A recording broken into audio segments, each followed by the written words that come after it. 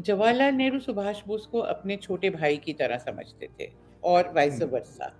सुभाष हुँ, बोस भी उनको बिल्कुल अपने बड़े भाई की तरह ट्रीट करते थे। दोनों में फ़र्क था। हुँ, उम्र का भी फ़र्क था। तो हुँ, और विचारों का जहाँ तक सवाल है, तो ये जो मैंने कहा 1927 से जब वो वापस आए यूरोप से, और ये वो टाइम था जब साइमन कमीशन इंडिया आए और बहुत बड़ा पॉपुलर मूवमेंट जो है हुँ, यूथ का खासकर इंडिया में शुरू हुआ। तो एक फिनोमेनन उस वक़्त बना, वो था यूथ लीग्स हुँ, का। तो एक हुँ, बहुत आजकल हम समझ भी नहीं सकते, क्योंकि हम या तो यूथ को देखते हैं कि कोई स्टूडेंट मूवमेंट में है या उस टाइप के किसी ऑर्गेनाइजेशन में। पर ये एक हवा की तरह, एक एक तरह से आग की तरह फैला हिंदुस्तान में। हुँ, formation of youth leagues all over the country, जिसमें यंग लोग जो है पॉलिटिक्स में सामने आए। आए। और हुँ, इस पूरे दौर के जो दो ही नेता थे, वो थे जवाहरलाल नेहरू और सुभाष बोस। तो हुँ, दोनों ने मिल के ये काम हुँ, किया, पूरे हिंदुस्तान में घूम-घूम के जो है ये इन्होंने ये यूथ लीग्स बनाई और यूथ को नेशनल मूवमेंट की तरफ जो है बहुत ज़ोरों से अट्रैक्ट किया। फिर हम देखते हैं कि इनका तब से इनका रिश्ता जो था हमेशा बहुत पर्सनल लेवल पे भी बहुत क्लोज़नेस का था। बहुत सारे हुँ, लोग जानते नहीं हैं कि जब ये सिविल डिसोबीडियंस मूवमेंट के बाद सुभाष बोस जेल में थे, पर उनकी तबीयत बहुत खराब हो गई थी।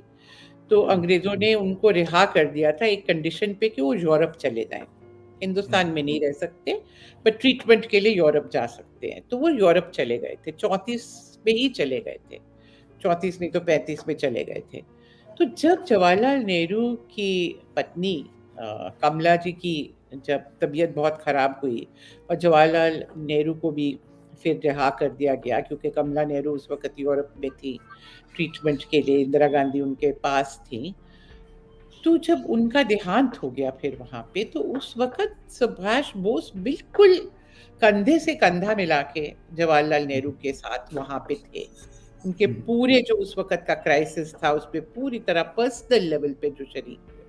बाद में भी हम इनका रिलेशनशिप देखें तो जब सुभाष बोस का पूरा वो जो किस्सा है अध्यक्ष हुए। कांग्रेस का प्रेसिडेंट बनने का, पहली बार सबकी हुँ, रजामंदी से बने, फिर दूसरी बार उन्होंने डिसाइड किया कि मैं दोबारा बनना चाहता हूँ, और उस वक़्त कांग्रेस में रजामंदी इस पे नहीं थी, तो बहुत कॉन्टेस्ट चला, आपको मालूम है। हुँ, तो जी, ये जो पूरा पीरियड एक कॉन्फ्लिक्ट का था, इंटरनल कॉन्फ्लिक्ट कांग्रेस में, इसमें जवाहरलाल नेहरू की सहानुभूति तो थी बोस के साथ, पर जवाहरलाल नेहरू की ये समझ थी कि जिस तरह से सुभाष बोस पुश कर रहे थे कांग्रेस को हुँ, उन्हें सपोर्ट करने के लिए कि ये तरीका गलत है, और हुँ, कुछ उनके जो बहुत शार्प क्रिटिसिज्म्स थे सरदार पटेल और दूसरे जिनको राइट विंग के नेता कहा जाता था उसके बारे में, वो भी डिसएग्री करते थे कि आपको इस तरह से इनको ओपनली क्रिटिसाइज नहीं करना चाहिए, नहीं तो इनके साथ काम करना बहुत मुश्किल हो जाएगा।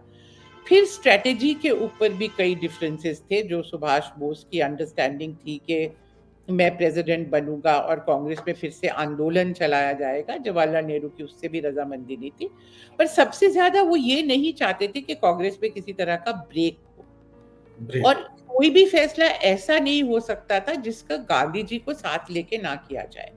हुँ, तो जब सुभाष बोस ने पुश किया और वो प्रेसिडेंट के लिए खड़े हुए गांधी जी के और बाकी कांग्रेस के रजामंदी के बगैर, तो जवाहरलाल नेहरू ने उनको सपोर्ट नहीं किया।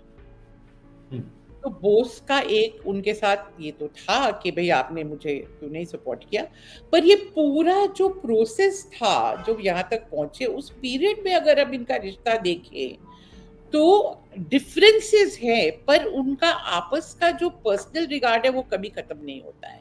एक हुँ, चिट्ठी है बहुत लंबी, हुँ, जो सुभाष, आप कभी पढ़िएगा, सुभाष बोस ने 10 पेज की चिट्ठी है जवाहरलाल नेहरू को लिखी उस वक़्त। पूरा अपना एक तरह से गुस्सा निकालते हुए उनके ऊपर, और कहा हुँ, कि मैंने तुमसे ये उम्मीद नहीं की थी, तुमने मेरा सपोर्ट नहीं किया, तुमने ये नहीं किया, तुमने वो नहीं किया। बहुत अपनी सारी जो ग्लानि है वो एक्सप्रेस करते हुए, और फिर उनको कहते हैं कि मैं इस वक़्त बीमार हूँ और मैं बिहार में एक जगह है गिरिडि, एक हिल स्टेशन है। और तुम कलकत्ते जा रहे हो कांग्रेस की मीटिंग के लिए, मैं नहीं आ सकता, पर तुम मुझसे मिलने के लिए आओ। इतना कुछ कहने के बाद वो उनको ऑर्डर कर रहे हैं कि तुम मुझे मिलने के लिए यहाँ आओ। और जवाहरलाल नेहरू ने कहा, हाँ मैं जा रहा हूँ, थोड़ा मुश्किल है, पर तुम कह रहे हो तो आना ही पड़ेगा। और सबसे मजेदार बात यह है कि उसने उनमें बहुत, जैसे एक छोटा भाई होता है ना, बहुत सारा अपना गुस्सा निकाला। वो जवाहरलाल नेहरू के ऊपर कहा कि तुम कभी फैसला नहीं ले सकते, तुम दो महीने रहते हो, ये करते हो, वो करते हो। और जवाहरलाल नेहरू का जवाब इतना प्यारा है, वो कहते हैं, सुभाष, जो भी तुम मेरे बारे में सोचते हो और कहते हो वो बिल्कुल ठीक है। मैं मानता हूं कि मुझ में ये सब कमजोरियां हैं। तो आप ये बताइए कि उसके बाद सुभाष बोस क्या क्या कोई उनके साथ गुस्सा कर सकता था, जब वो इतनी ह्यूमिलिटी के साथ जो भी वो कह रहे हैं गुस्से में उसको कबूल कर रहे, कहते हाँ तुम बिल्कुल ठीक हो। और फिर वो उनसे मिलने गए वहां पे। बिल्कुल, बिल्कुल। डिफरेंसेस रहे, पॉलिटिकल, आइडियोलॉजिकल नहीं, स्ट्रेटेजिक डिफरेंसेस थे सिर्फ, कि इस वक्त क्या करना चाहिए, जी, पर जी। उनका पर्सनल लेवल पे जो रिश्ता था वो कभी खराब नहीं हुआ। आप देख रहे हैं जनचौक का सोशल मीडिया प्लेटफॉर्म। हमारे YouTube चैनल को सब्सक्राइब करने के लिए बेल आइकन दबाना ना भूलें।